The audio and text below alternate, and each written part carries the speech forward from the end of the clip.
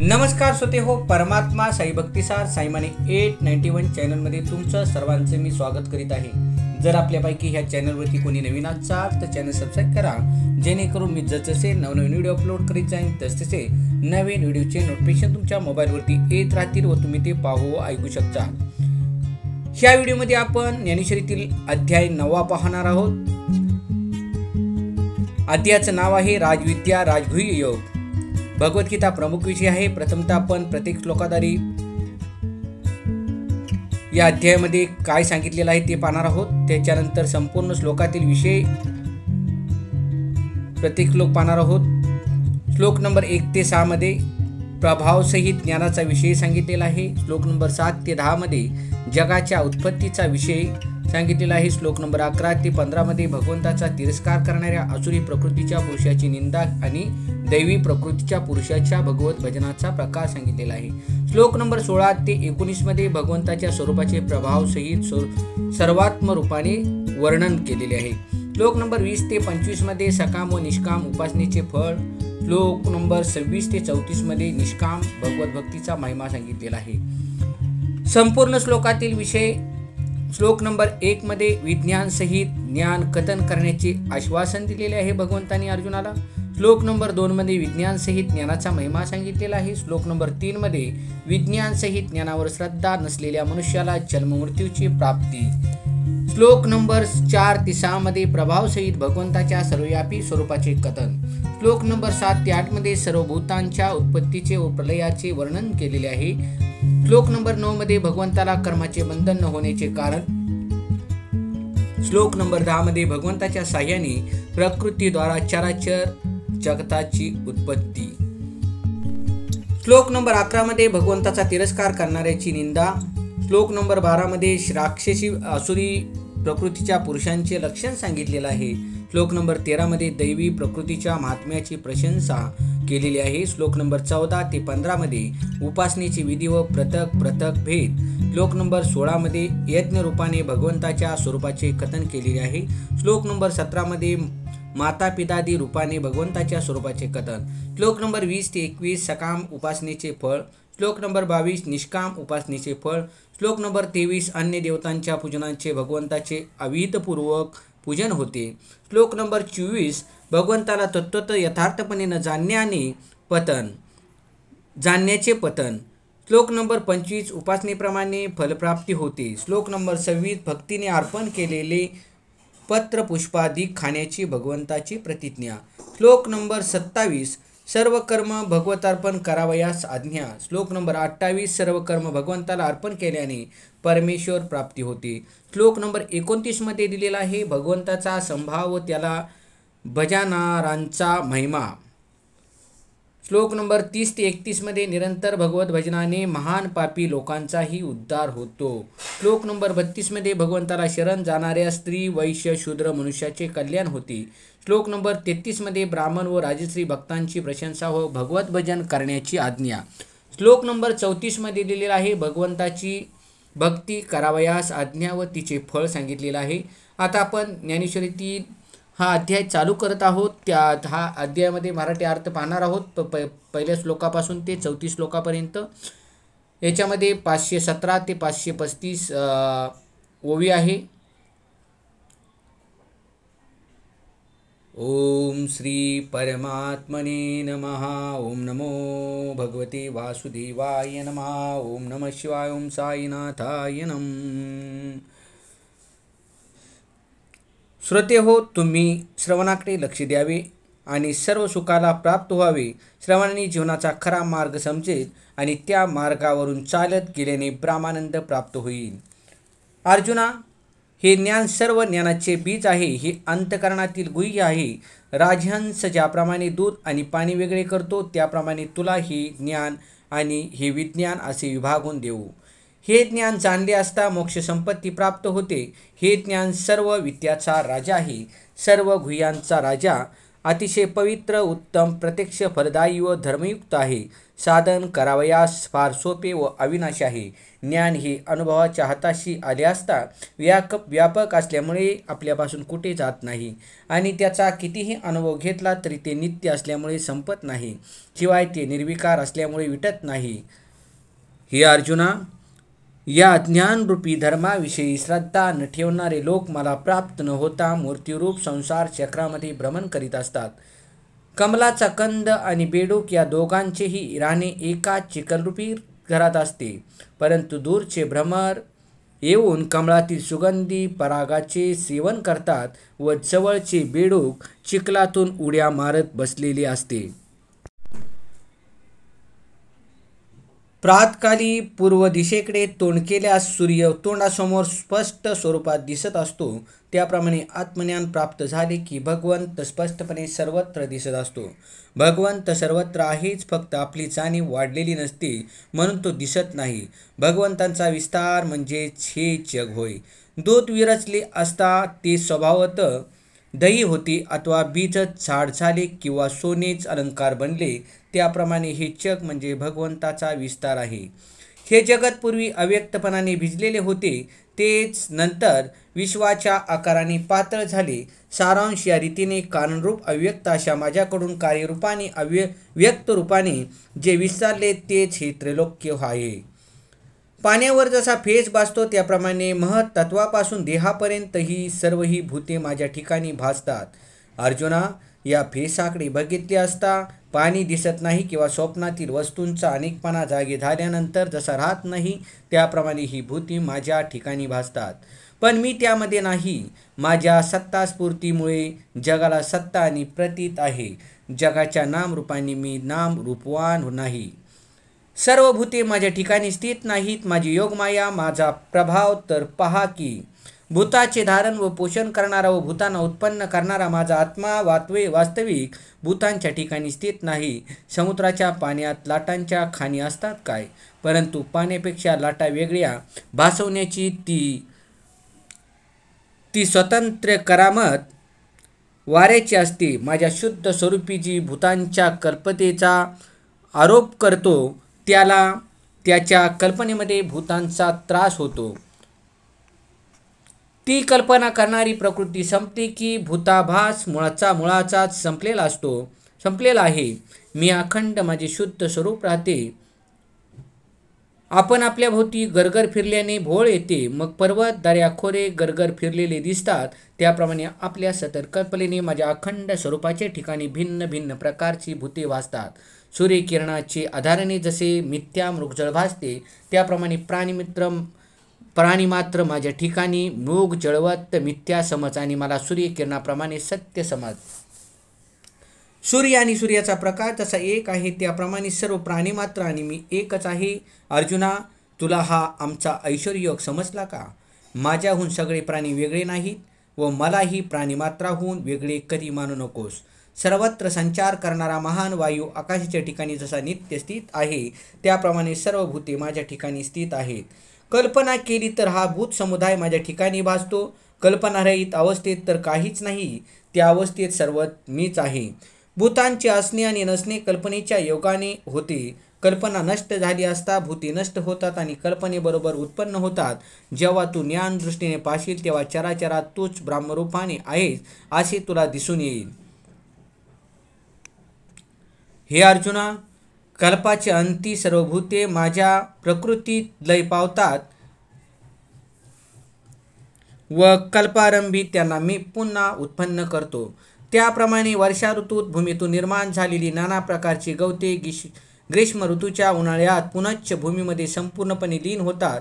अथवा जागृतीच्या वेळी स्वप्न जसे मनातल्या मनात मावळून जाते त्याप्रमाणे प्रकृती कार्य असलेली भूते कल्पांताचे वेळी प्रकृतीत लीन होतात. मग कल्पाच्या आरंभी पुन्हा ती भूते मीच उत्पन्न करतो. बीजाला पाण्याचे सानिध्य लाभते तेव्हा तेच बीज वृक्षाच्या शाखोपशाखांनी विस्तार पाहू लागते. त्याप्रमाणे माझे सानिध्य लाभल्याने ही प्रकृती परिणामाला प्राप्त होते. अशा प्रकारे माझी ही भूतांना उत्पन्न करण्याची कृती आहे. पाण्यामध्ये प्रतिबिंब रूपाने चांदण्याच्या वेली पसरतात तेव्हा त्यांची ती वाढ चंद्राने केलेली नसते, त्याप्रमाणे जगाची उत्पत्ती ती नाशांची कर्मे प्रकृती संबंधाने माझ्याकडे येऊनही परमार्थत माझ्यापासून दूर राहतात. समुद्राच्या पाण्याचा लोट सैर वाहू लागला तर त्याला मिठाचा घाट प्रतिबंध करू शकत नाही, कारण ते मीठ पाण्यात विरघळून जाते. त्याप्रमाणे सर्व कर्माची समाप्ती माझ्यात जर आहे तर ती कर्मे मला बद्ध करू शकत नाहीत. ज्याप्रमाणे घरात ठेवलेला दिवा कोणालाही कोणत्याही कामाविषयी प्रवृत्त करत नाही किंवा निवारण करत नाही अथवा कोणतेही काम करीत आहे तेही जाणत नाही, तो जसा साक्षीभूत असतो आणि घरात होणाऱ्या व्यवहाराच्या प्रवृत्तीला कारण असतो, त्याप्रमाणे मी भूतांच्या उत्पत्ती दयाविषयी असंग असून भूत मात्रात साक्षी रूपाने आहे. अर्जुना, सर्व लोकांच्या व्यवहाराला सूर्य जसा केवळ निमित्त मात्र आहे, त्याप्रमाणे जगाच्या उत्पत्तीविषयी मी केवळ निमित्त कारण आहे. मी प्रकृतीचा अधिष्ठान रूपाने अंगीकार केल्यानंतर चराचर जगताची उत्पत्ती होते. एरवी माझे अधिष्ठान नसेल तर जड असलेली प्रकृती स्वतंत्रपणाने जगाची उत्पत्ती करू शकत नाही. या उत्पत्तीमुळे मी जगाचे निमित्त मात्र कारण आहे.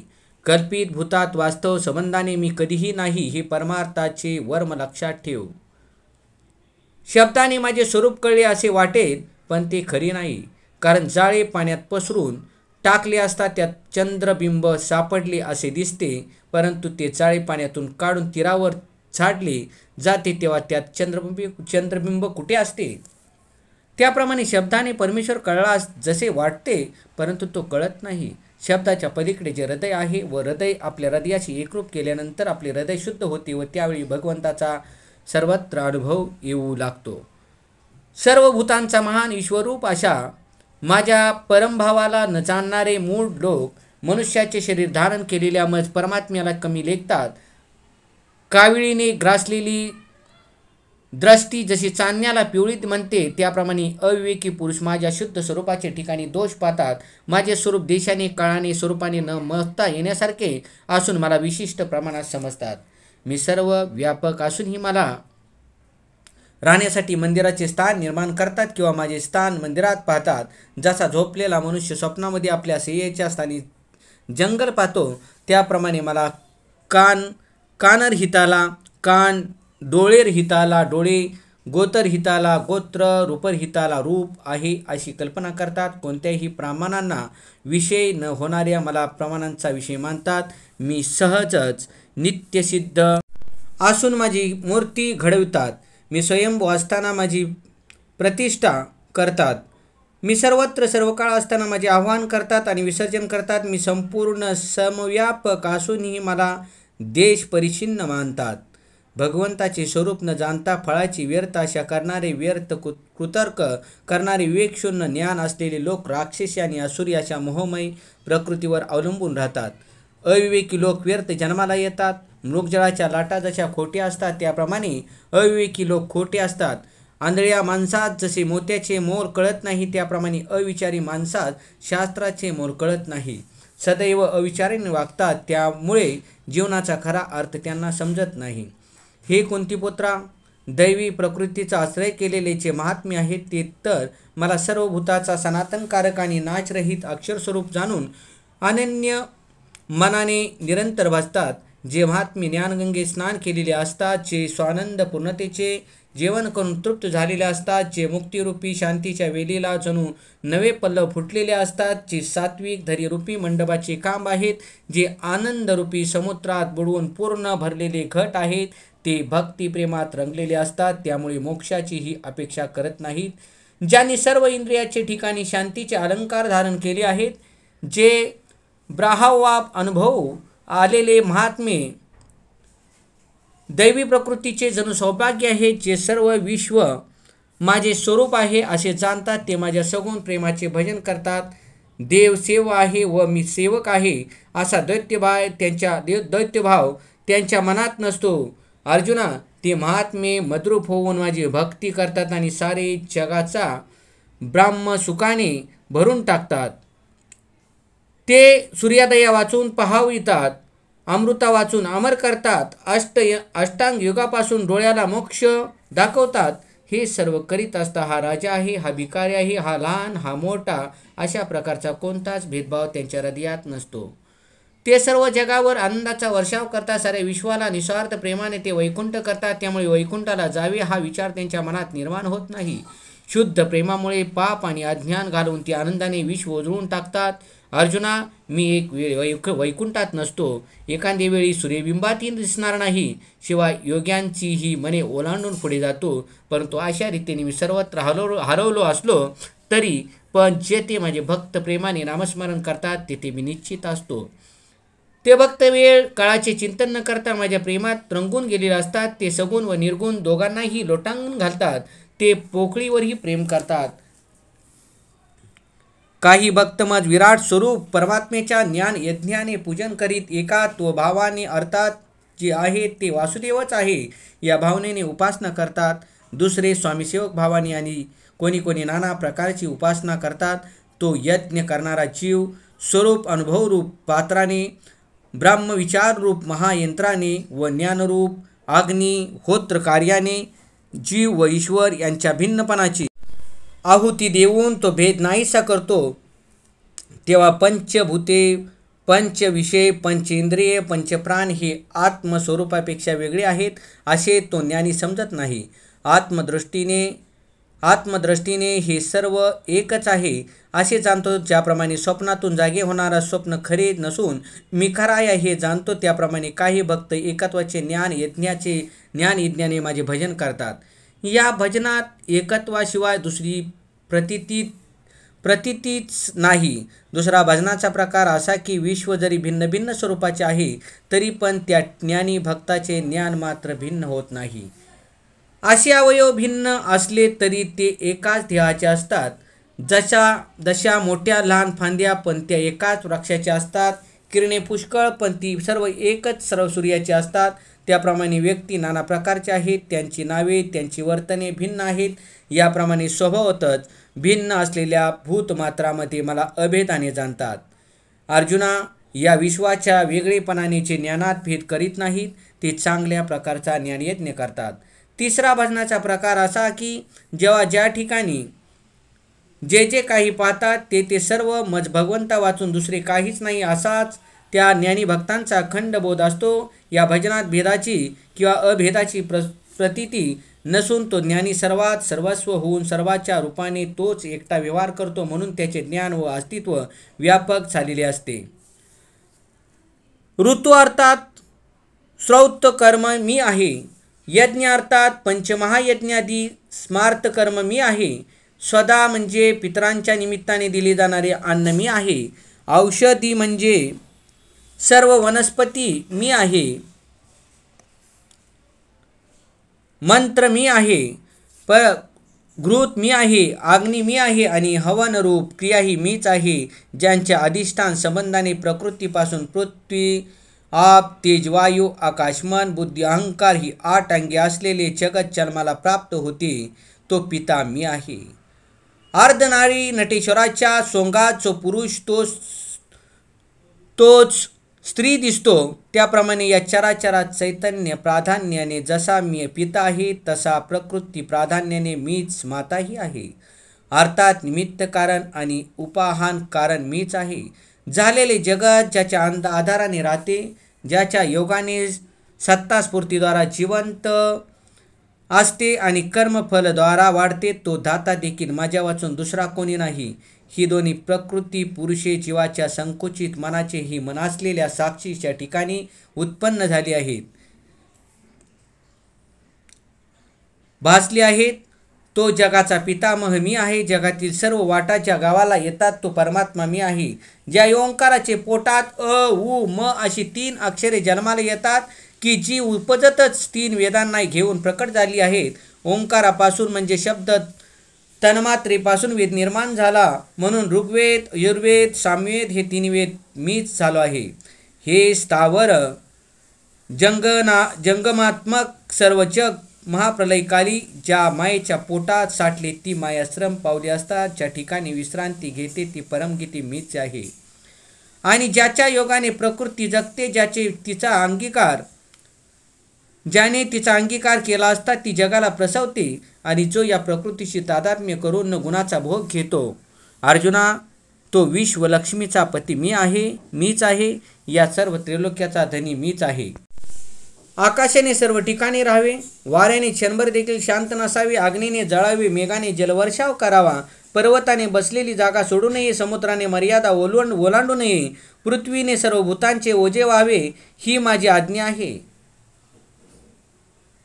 अर्जुना, माझी आज्ञेने जगातील सर्व व्यवहार चालले आहेत.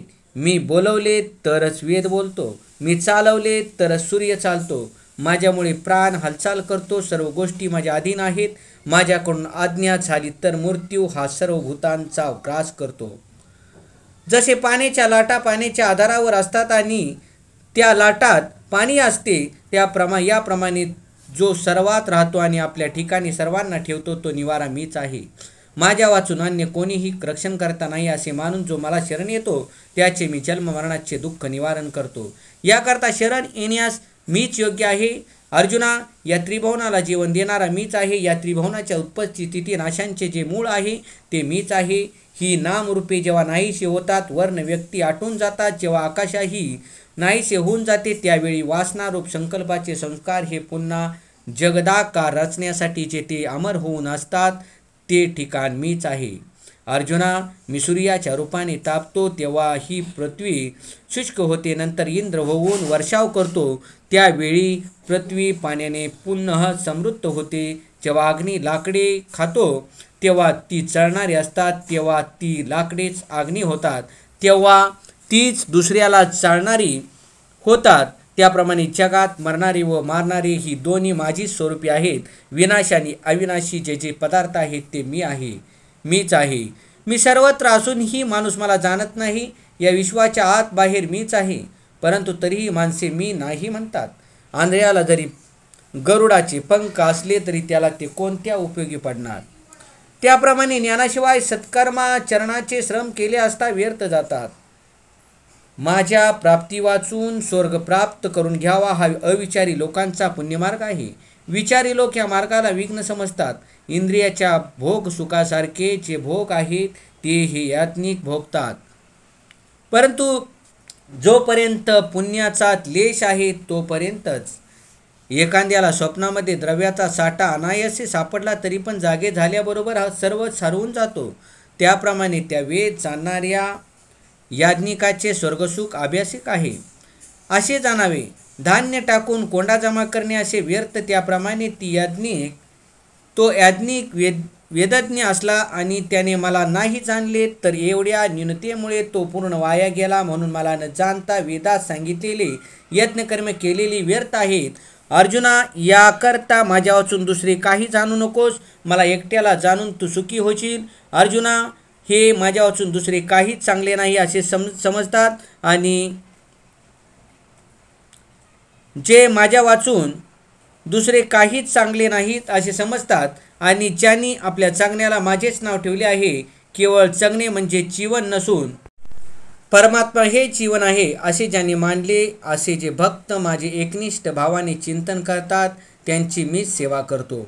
ज्यावेळी भक्त काया वाचा मनाने माझे प्रेमात रंगून गेले त्या क्षणापासून मी त्या भक्ताच्या योगक्षेमाची चिंता करतो. मग त्यांनी जे जे करावे ते सर्व सफळ करण्याची जबाबदारी माझ्यावर येते.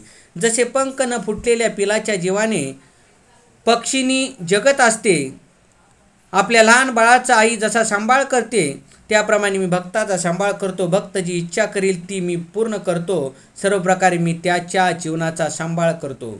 यद्यपि श्रद्धेने युक्त होऊन जे सकाम भक्त दुसऱ्या देवताचे पूजन करतात ते सुद्धा माझेच पूजन करतात, परंतु त्यांचे ते पूजन अविधीपूर्वक आहे, अर्थात अज्ञानपूर्वक आहे. मला न जाणता जे भजन होते ते व्यर्थ होय. याकरता माझे भजन कर्म ज्या ज्ञानाने होते त्या ज्ञानाची दृष्टी शुद्ध व विशाल पाहिजे. मी सर्व यज्ञाचा भोक्ता आणि स्वामी आहे, परंतु हे कर्म मार्गी लोक मला यथार्थ रूपाने जाणत नाहीत, म्हणून मुख्य फळ जो मोक्ष त्यापासून भ्रष्ट होतात. मी सर्व यज्ञाचा आरंभ आणि यज्ञाचा शेवट आहे, परंतु सदोष ज्ञान असलेले याज्ञिक मला डावलून अन्य देवतांना भजतात.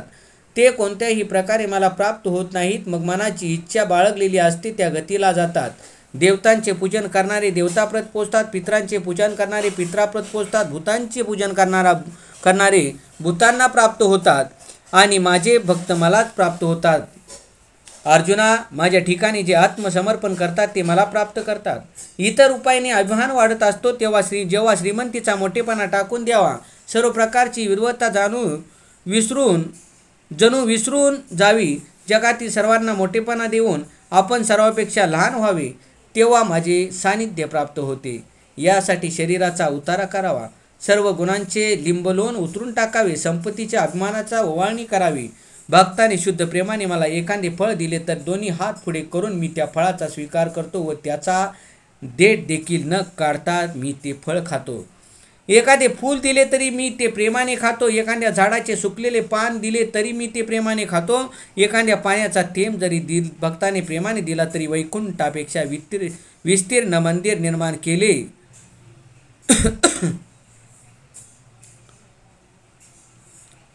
कौस्तुभापेक्षाही कांतिमान रत्नाचे अलंकार मला दिले असे मी समजतो. अर्जुना, मी एक वेळ केवळ भक्ताच्या अंतःकरणातील भक्तिप्रेम जाणतो. या वाचून त्या भक्तीत अर्पण करावयाचे उपचार लहान आहेत की मोठे आहेत, किंवा ते भक्त वयाने, वर्णाने, आश्रमाने, तपाने, धनाने, विद्येने, ज्ञानाने मोठे आहेत की लहान आहेत, हे मी पाहत नाही. आम्ही कोण्याही भक्ताचा प्रेमाचा स्वीकार करणारे अतिथी आहोत. अर्जुना, तू ही प्रेम भक्ती समजून घे. आपल्या मनोमंदिरात मला विसरू नकोस. स्वाभाविक जो व्यवहार करशील अथवा भोग भोगशील किंवा तपाधीत साधने व्रते करशील, याप्रमाणे तुझ्या देह, इंद्रिये, मन, बुद्धीकडून जी स्वाभाविकपणे लौकिक वैदिक क्रिया घडेल ती सर्व क्रिया मला अर्पण करण्याची भावना करून माझ्या प्राप्तीच्या उद्देशाने करावी. कर्म करताना कर्तृत्व, अहंकार व फलाशे ठेवू नकोस. अग्निकुंडात बीजे घातली तर त्यांना अंकुर जसा येत नाही, त्याप्रमाणे मला अर्पण केलेल्या कर्माला फळ येत नाही व त्यामुळे जन्ममरण अवस्था संपून जाते. मी सर्व भूताविषयी समान आहे. मला कोणी द्वेषाला विषय नाही अथवा प्रिय नाही, परंतु जे माझे प्रेमपूर्वक भजन करतात ते माझ्या ठिकाणी आहेत आणि मी त्यांच्या ठिकाणी आहे. भक्तामध्ये व आमच्यामध्ये बाहेरच तेवढा परस्पर नावाचाच भेद असतो. आतल्या ब्रह्मवस्तूचा विचार केला तर आम्ही दोघे एकच असतो. पूर्वी कोणी दुराचारी असला तरी तो शुद्ध भक्तीने सर्वोत्तम होतो. माझ्याविषयी ज्याच्या मनात शुद्ध प्रेम आहे त्याचे मागील अनेक जन्माचे पाप नाहीसे होते. दिव्याला दुसरा दिवा लावावा आणि मग त्यातील पहिला कोणता हे जसे ओळखता येत नाही, त्याप्रमाणे काया, वाचा, मनाने व चित्ताने जो माझे भजन करतो तो मीच होऊन राहतो. माझ्या ठिकाणी असलेली अखंड शांती हीच त्याला प्राप्त झालेली अवस्था असते. माझे तेज त्याचे तेज असते. फार काय सांगावे, माझ्या जीवाने तो जगात असतो. माझ्या प्राप्तीची इच्छा असेल तर शुद्ध भक्तीला विसरू नकोस. माझ्या प्राप्तीसाठी कुळाचा शुद्धपणा लागत नाही, म्हणून जन्मतच प्राप्त झालेल्या स्वतःच्या श्रेष्ठपणांचे वर्णन स्वतःच करू नये आणि विद्वत्तेचा हव्यास धरू नये. आणि अर्जुना, माझ्या प्राप्तीसाठी शुद्ध कुळ, उपजत, श्रेष्ठपण, विद्वत्ता, सुंदर रूप, तारुण्य, संपत्ती याची काही गरज नाही. एक भक्त असली म्हणजे पुरे. एक भक्ती असली म्हणजे पुरे. भक्ती नसून सर्व गोष्टी असल्या तर त्याचा उपयोग नाही. भक्तिहीन माणूस पापासाठी जगत असतो. स्वप्नातही त्याला पुण्य लाभत नाही. अंतःकरणातील सर्व प्रकारचे दोष दैत्य घालवून अंतःकरण शुद्ध करणे हीच खरी भक्ती होय. भगवंतांनी काय सांगितले बघा, अंतःकरणातील सर्व प्रकारचे दोष द्वैत घालवून अंतःकरण शुद्ध करणे हीच खरी भक्ती होय. मागील जन्माचा कितीही मोठा पापी असला तरी तो माझी भक्ती करू लागला तर उत्तम गतीला प्राप्त होतो. नकराने राजेंद्राला धरले तेव्हा त्याने माझे स्मरण केले. मी त्याच्यासाठी धावून गेलो व त्याचे रक्षण केले. पशुलाही मी मदत करतो तर मग अंतःकरणापासून जो पुरुष माझा धावा करतो त्याला मी निश्चित मदत करतो. प्रल्हादाचे कुळ दैत्याचे होते, पण शुद्ध भक्तीने त्याने माझी प्राप्ती करून घेतली. माझ्या प्राप्तीसाठी भक्ती प्रमाण आहे, जाती अप्रमाण आहे. कुळ, जाती, वर्ण हे सर्व माझ्या प्राप्तीची कारणे नाहीत. अंतःकरण शुद्ध करणे हेच खरे साधन आहे. ज्याप्रमाणे ओढे, नाले हा भेद तोपर्यंत असतो की जोपर्यंत ते गंगा प्रवाहाला प्राप्त होणार नाहीत. एकदा का ते गंगेपर्यंत आले म्हणजे मग केवळ गंगारूप होऊन जातात.